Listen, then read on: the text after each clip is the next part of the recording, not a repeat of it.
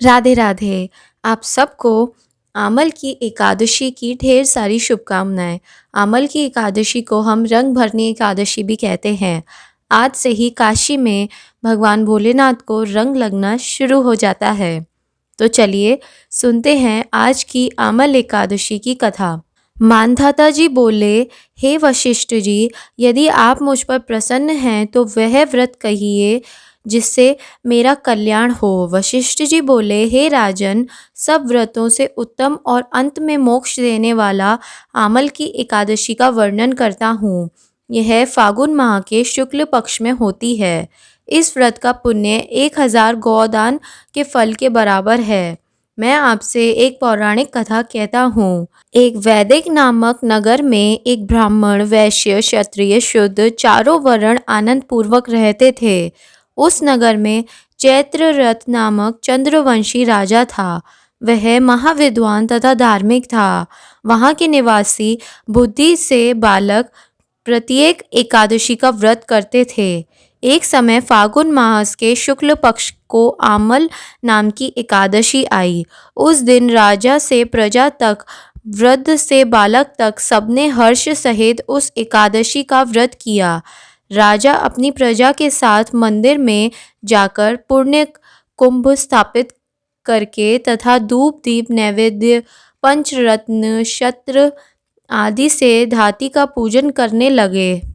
वे सब धाती की इस प्रकार स्तुति करने लगे कि हे धाती, तुम ब्रह्म स्वरूप हो, तुम ब्रह्मा जी द्वारा उत्पन्न हो और सारे पापों को नष्ट करने वाली हो। तुमको नमस्कार है। अब तुम अर्ध स्वीकार करो। तुम श्री रामचंद्र जी द्वारा सम्मानित हो। मैं आपसे प्रार्थना करता हूँ, मेरे समस्त पापों का हरण करो। उस देवालय में रात्रि को सबने जागरण किया। रात्रि के समय उस जगह एक बेहलिया आया। वह महापापी तथा दुराचारी था। वह भूखा प्यासा था। उस जगह विष्णु भगवान की कथा एकादशी महात्म्य सुनने लगा। बेहालिया ने उस रात्रि को अन्य लोगों के साथ जागकर व्यतीत की। प्रातःकाल होते ही सभी लोग अपने अपने घर गए।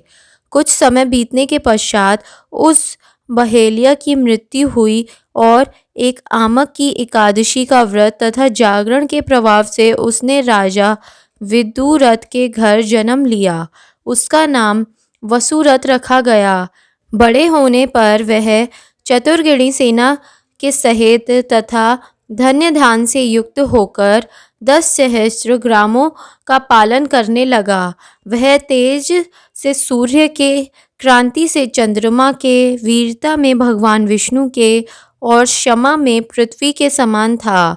वह अत्यंत धार्मिक, सत्यवादी, कर्मवीर और विष्णु भक्त था। वह सदैव यज्ञ किया करता था।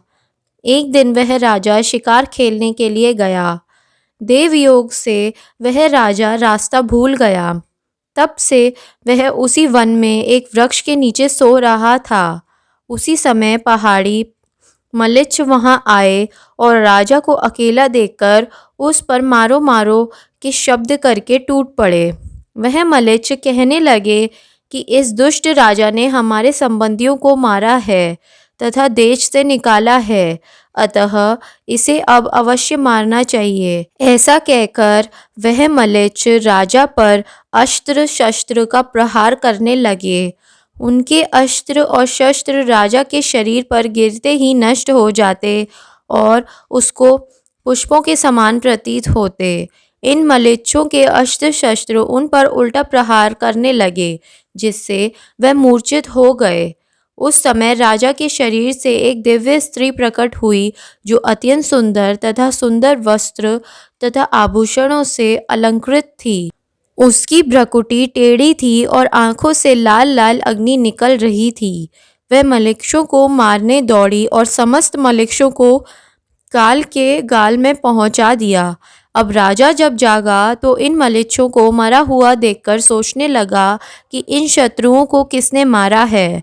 जब वह राजा ऐसा विचार करने लगा, तभी आकाशवाणी हुई और कहने लगी कि हे राजन, इस संसार में तेरी विष्णु भगवान के अतिरिक्त कौन रक्षा कर सकता है। इस आकाशवाणी को सुनकर राजा अपने नगर को वापस आ गया और सुखपूर्वक राज करने लगा। महर्षि वशिष्ठ जी बोले, हे राजन, यह सब आमल की एकादशी के व्रत का प्रभाव है।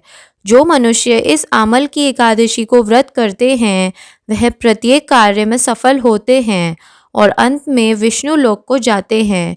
बोलिए श्री कृष्ण भगवान की जय, विष्णु भगवान की जय। अगर आपको हमारी आज की यह वीडियो पसंद आई हो तो हमारे चैनल को सब्सक्राइब करिएगा ताकि ऐसी और वीडियोस आपको मिलती रहें। राधे राधे।